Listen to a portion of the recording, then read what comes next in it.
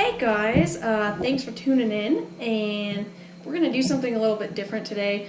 Yesterday I took a bit of a tumble. Who can say where the road goes? And I'm okay. Got like these nice little rashes here. It's pretty awesome. But yeah, I'm totally fine. I just do need a rest day because I feel kind of beat up from someone like throwing me down the stairs pretty much. So I thought I would do a question and answer segment. Last time I tried to do one of these, all of my footage got lost and I feel pretty bad about it. So, wanted to do it again. How tall are you? I am 5'2". I think that's 157 centimeters for you metric people. When did you start doing parkour? I started doing parkour back in 2010 when I was 17 years old, which brings me to another question. How old are you? I'm 24, so it's like 7 years. Which is another question. I've been training for 7 years, like 7.5 actually. What move was the most challenging for you?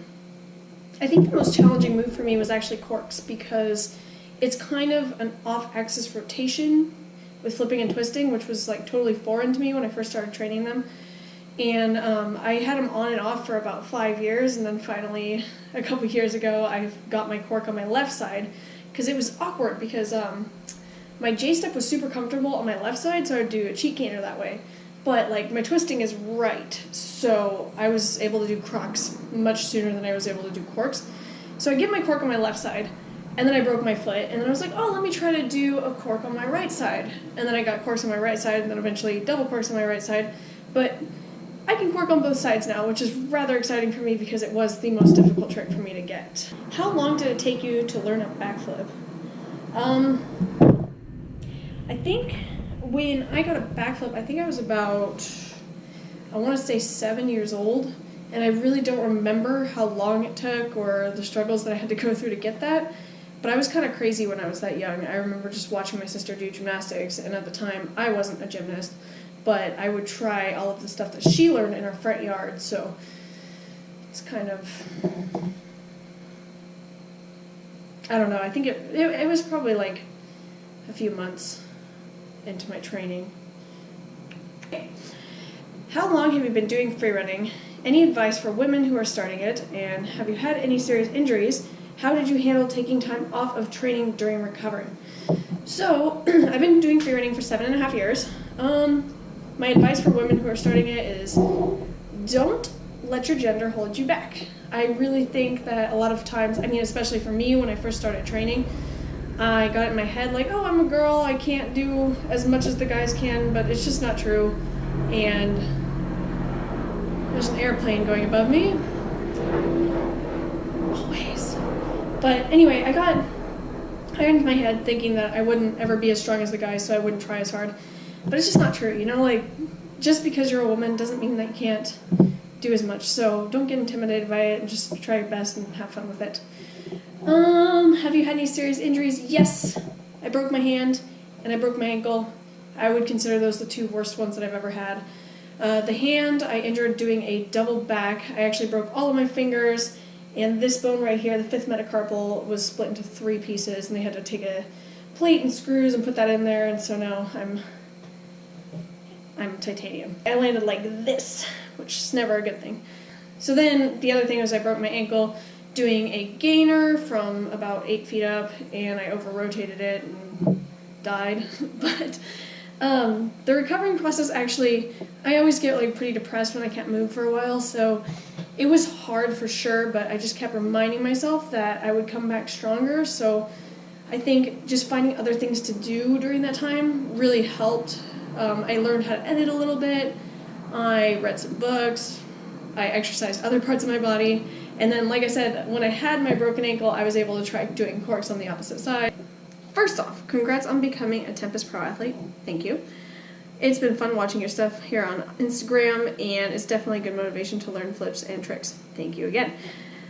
For my question, I'd like to know the most difficult flip/trick, both mentally and physically, you've learned in a safe learning environment and have taken it outside of the gym. How did you overcome the fear of this trick outside? Thank you. So I actually made a vlog about this one time, and it was my double cork. I don't think it was like the most difficult trick I've ever done, but it was one that I was definitely scared of. When I was learning it, I definitely did it in the gym for about 4 months or so before taking it outside. I was landing it pretty consistently, actually very consistently. Every time I would do it in the gym, I would land it. So when we took it outside, it was me and Jesse, and I thought for sure I would land it and it would be done, and I was so excited for it. And we took this mat out to practice a couple before I'd actually throw it on concrete, and I bailed it 8 times to the mat.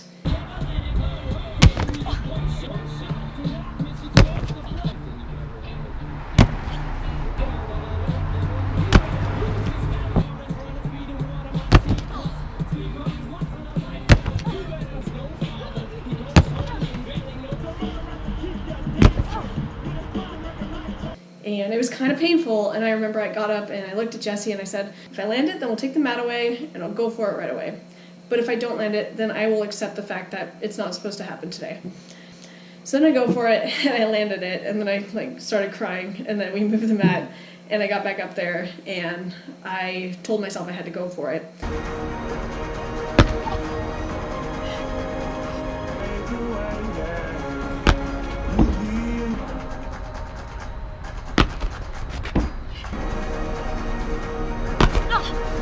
I think for me, honestly, there's a weird moment where I decide that it's okay to go for it, and it's when, my want for that move outweighs the fear, and then all of a sudden it's okay, and then I go, and it's fine.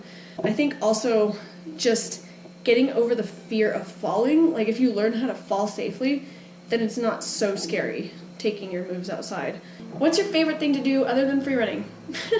I love food so much, and I like to eat with my friends. I like to eat by myself. I kind of like to try to cook, but I'm not good at it. But yeah, pretty much just anything to do with food is my go-to when I'm not training. What did your friends/parents think when you started doing parkour professionally? When I first started training parkour, they were like, I don't know if I like this. Because they didn't like the idea that it was all outside, and my dad wanted me to wear a helmet. It was a whole big thing. But I think when I first told them this is what I wanted to do, they were a little bit skeptical that it could be a career. But then when Jesse flew me out for my job, they saw oh, this is totally possible, and they were nothing but supportive. So, and then as for my friends, I don't really have any of those, but outside of the parkour community, I have a few of them, but they were all stoked too. Does the fear and adrenaline go away when you get real good like you, or is it still scary? I think any professional parkour athlete you would talk to, they're always going to tell you that they get nervous for competitions, they get nervous for throwing a new skill, and it's just, it's normal. What you're doing is kind of crazy, even if you train and work up to it, it can still be nerve-wracking. I know how to conquer my fears, because for me, like I said, I think honestly it's just progressions and repetition, and then taking it outside is just a matter of I've done this before and I can still do it again, and it becomes easier with time, but it's still scary. Hello?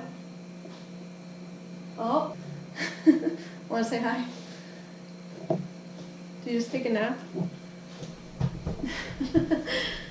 I think that was my last question anyway, so thanks so much for watching this, guys. I don't know if this was boring for you or not. Let me know in the comments below. And also I wanted to ask you guys how you deal with fear. It's a good question, so please let me know in the comments. Thank you. Love you. Bye.